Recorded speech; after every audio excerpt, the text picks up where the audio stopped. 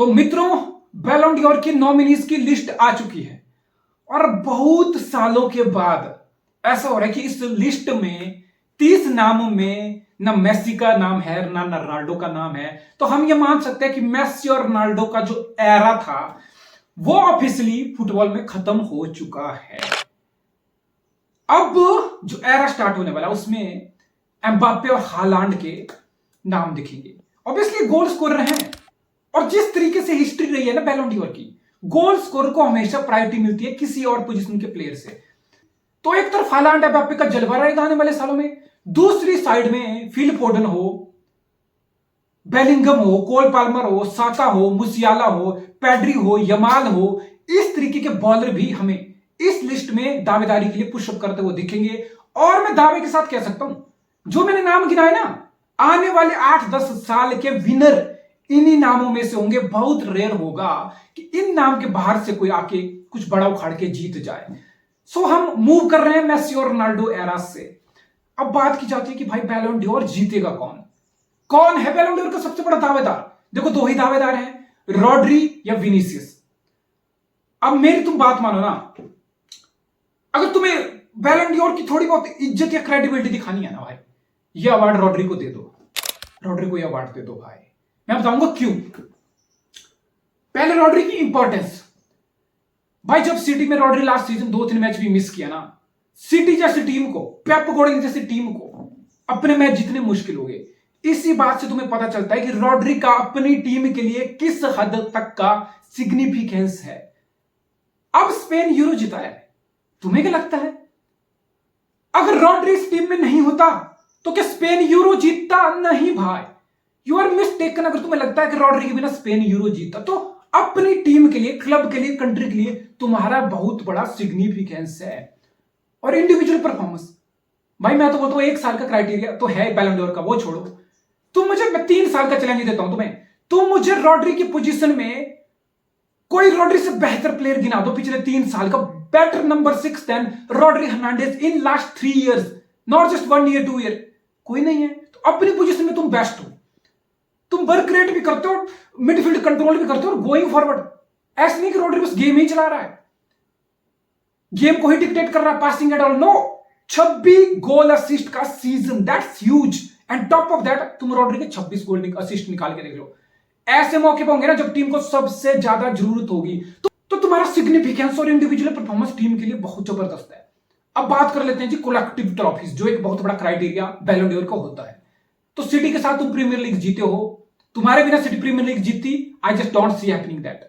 तुम स्पेन के साथ यूएफए यूरो जीते हो और तुम यूरो के प्लेयर ऑफ द टूर्नामेंट रहे हो। और इतना ही नहीं, तुम पिछले 2-3 साल का देख लो भाई, या इसी सीजन का पिछले का देख लो, क्लब वर्ल्ड कप सिटी जीती, उसमें तुम प्लेयर ऑफ द टूर्नामेंट रहे। Champion league last year city जीती थी, उसमें तुम फाइनल में प्लेयर ऑफ द मैच रहे, प्लेयर ऑफ द टूर्नामेंट तुम रहे। स्पेन यूएफए नेशनल लीग जीता था, उसमें फाइनल में तुम last year player of the tournament रहे। तो ये सारी कलेक्टिव ट्रॉफीज और इंडिविजुअल ट्रॉफीज कम है कि बताने के लिए कि रॉड्री ये अवार्ड डिजर्व करता है। I have nothing against Vinicius junior, he is a very exciting young फेला, जिसको देख के मजा आता है, जिसकी गेम में एक फ्लेयर है और जिसकी गेम में बड़े बड़े गोल भी हैं, बड़े बड़े स्टेज पे बड़े बड़े गोल हैं। चैंपियन लीग देख लो, अब तुम भी तो चैंपियन लीग जीते हो, जो कि एक बहुत बड़ी दावेदारी है। बट कम ऑन यार, कम ऑन, यूएफए यूरो 4 साल में एक बार आता है और उसमें तुम्हारा प्लेयर ऑफ द टूर्नामेंट का अवार्ड साथ में, तो तुम्हें यूसीएल से ऊपर वेटेज मेरे अकॉर्डिंग तुम्हें यूएफए यूरो को देनी चाहिए। और ऐसा नहीं है कि भाई अगर गोल असिस्ट की बात करूं तो कोई विनीसियस जूनियर कोई 50 गोल असिस्ट लेके बैठा है, या विनीसियस जूनियर कोई बहुत आगे निकल गया कि भाई कंपैरिजन नहीं। एक मिडफील्डर 26 गोल असिस्ट लेके बैठा है, एक फॉरवर्ड प्लेयर 36 गोल असिस्ट लेके बैठा है, तो 10 का ही फर्क है। तो खुद डिसाइड कर लो भाई, इट्स अबाउट टाइम कि हम गोल असिस्ट वाले क्राइटेरिया से बाहर निकलें, कि हम इससे बाहर भी चीजों को देखें। देखा था हमने लास्ट बार जब मॉड्रिच जीता था, कोई मॉड्रिच हार्डली 20 गोल असिस्ट का सीजन भी नहीं होगा, फिर भी उसको अवार्ड मिला था ना। सामने 50 से ऊपर वाले लोग भी थे, रोनाल्डो, मेसी। तो it's about time we see that. Rodri का तो कलेक्टिव ट्रॉफीज का क्राइटेरिया भी फुलफिल है, इंडिविजुअल परफॉर्मेंस का क्राइटेरिया फुल है, और गोल असिस्ट के कॉलम में भी 26 गोल असिस्ट फॉर है defensive midfielder is a crazy number. मैं तो बोलता हूं भाई, नंबर का भूल जाओ। इट्स अबाउट टाइम कि अगर कोई प्लेयर बेस्ट प्लेयर है ना, तो वो बेस्ट प्लेयर है। उसको गोल असिस्ट नहीं चाहिए बताने के लिए कि वो बेस्ट प्लेयर है। ये जो फॉरवर्ड की स्टैट के साथ ऑब्सेशन है ना बैलन डोर की लिस्ट में, इस ऑब्सेशन से बाहर निकलो भाई। एक मिडफील्डर भी ऑल ओवर बेस्ट प्लेयर हो सकता है पूरी 11 में से। एक सेंटर बैक भी ऑल ओवर पूरी 11 में से पूरे फुटबॉल का बेस्ट प्लेयर हो सकता है। उस रिकॉग्नाइजेशन के लिए उस मिडफील्डर या डिफेंडर को कोई 30 40 50 गोल नहीं मारने पड़ेंगे, तब जाके तुम मानोगे। तो फिर तो वो कभी होगा ही नहीं। फिर तुम्हारे अकॉर्डिंग डिफेंडर बेस्ट प्लेयर नहीं हो सकता पूरी टीम में, या नंबर 6 मिडफील्डर नहीं हो सकता टीम में। गोल के क्राइटेरिया से हमें थोड़ा बाहर निकलना पड़ेगा। इट्स अबाउट टाइम हम ऑल ओवर स्टैट्स को देखें, हम प्लेयर की all over importance to the team जो मैंने बताई वो देखें, और कलेक्टिव ट्रॉफीज को भी देखें, और इंडिविजुअल परफॉर्मेंस को भी गोल असिस्ट के अलावा भी देखें। It's about time we do that. And on the contrary side, अब ये बैलन डोर को कितना सीरीज तुम्हें लेना है ये तुम्हें खुद डिसाइड करना है। मुझे लगता है ये जो बैलन डोर है ना, ये प्लेयर के लिए या मैनेजर के लिए या क्लब के लिए, मुझे लगता है इससे ज्यादा ये बैलन डोर पता किन लोगों के लिए मैटर करता है? फैन बेस के लिए।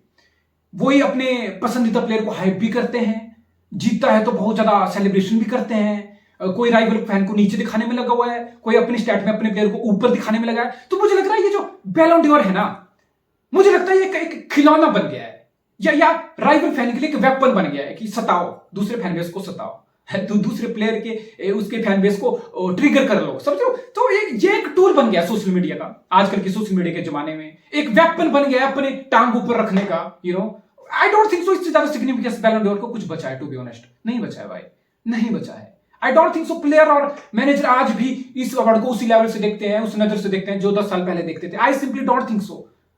अब मैं तुम बताऊं, इस लिस्ट में टॉप 30 जो ये नॉमिनी आए हैं, इसमें केविन डी ब्रुयने नहीं है इसमें बर्नार्डो सिल्वा नहीं है, इस लिस्ट में मोहम्मद सलाह नहीं है। वो सलाह जो आज भी प्रीमियर लीग में बॉल कर रहा है, वो मोहम्मद सलाह जो आज भी दुनिया का one of the best winger है, वो बर्नार्डो सिल्वा।